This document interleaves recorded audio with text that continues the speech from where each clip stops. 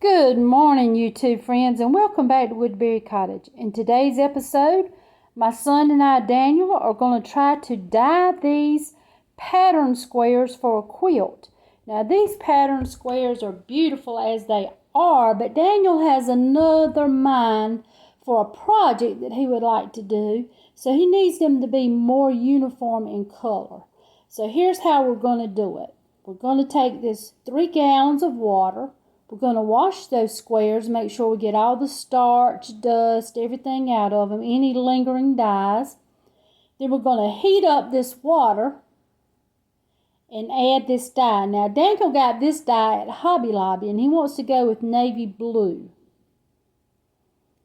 So in order to get the fabric dyed, what we need to do is wash it first and then prepare the dye.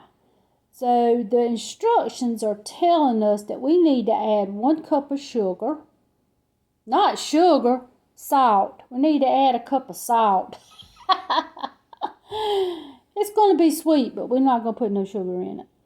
Okay, so we're going to measure out the cup of sugar. Cup of salt.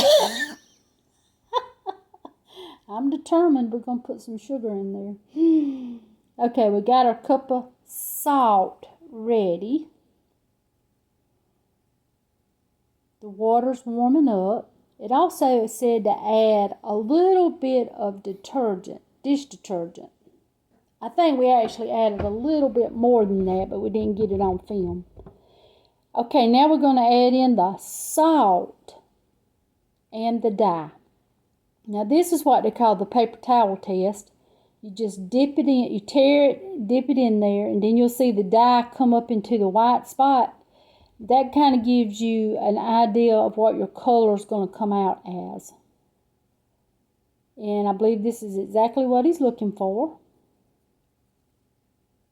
Be careful not to let this drip on your countertops or your floors. And now we're going to add the squares. The water's not boiling, it's just warm. And I believe I said the directions said about a couple of gallons. And so this is a pretty big pot.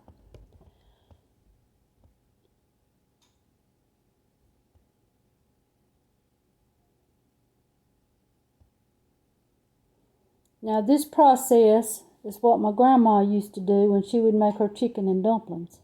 Put one in and push it to the bottom. Don't stir. Oh boy.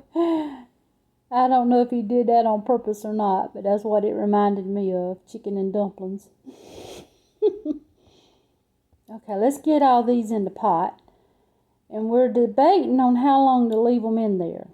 30 minutes or 15 minutes. Because this dye looks kind of dark. I think we finally wound up with 8 minutes. Is how long we left it in the pot. Pushing them to the bottom. I guess you can stir them. I don't know. But we didn't. We just pushed them to the bottom. Okay. Let's see. We got a couple more to go here. Over there you see that old t-shirt on the side. Daniel had a stack of t-shirts, so we used those as like washcloths to make sure we kept the area clean and didn't get dye on anything. Here we go.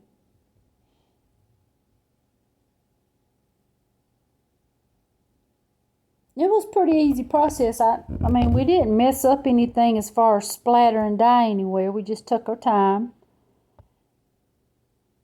And we did throw those t-shirts in the dye and tie-dye them. That was fun. I had never done that before. We used that leftover pot of liquid to throw those t-shirts in.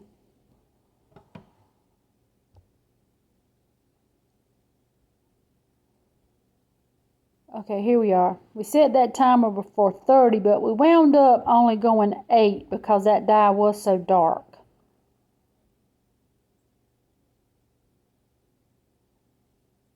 Okay, now time's up. We're throwing them in a sink full of soapy water to get all the excess dye off. And now it takes a while. You You think about when you're dyeing your hair, you want to rinse it till the water runs clean. So we did that and then threw them in the washer and dryer, and here we go. This is what they turned out like, and that's exactly what he was hoping to get. Like I said, they were pretty before, but it didn't match what he wanted to do with them. Here's the before and after. And it turned out really good. It was a really fun project. My first time dyeing fabric. Not hard to do. The biggest part is just making sure you don't make a mess with it and getting it on other stuff. But I'm probably going to try this project again for sure. Especially with the t-shirts. That was really fun. And maybe some handkerchiefs. I'd like that. If you enjoyed this video, hit that thumbs up and subscribe. And we'll see you next time.